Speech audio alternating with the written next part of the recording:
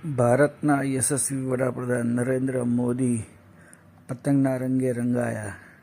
જો વાત કરવામાં આવે તો અમદાવાદમાં 12 તારીખે આંતરરાષ્ટ્રીય પતંગ મહોત્સવનું ઉદ્ઘાટન કરવામાં આવ્યું હતું.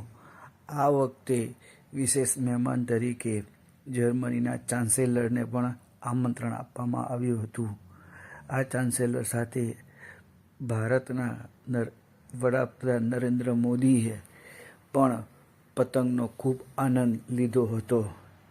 આપણા ત્યાં એક ગુજરાતીમાં કહેવત છે કે જે પણ ગુજરાતી હોય તે કોઈ પણ જગ્યા પર હોય પણ પતંગ ઉત્તરાયણ આવે એટલે એને પતંગ યાદ આવે ને આવે જ.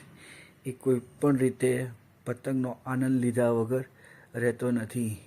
તેવું જ આપણા ભારતના પ્રધાનમંત્રી નરેન્દ્ર મોદીમાં દેખવા મળ્યું હતું. તેઓએ રિવરફ્રન્ટ પર પતંગની ખૂબ મજા લીધી હતી વિદેશી મહેમાનો સાથે.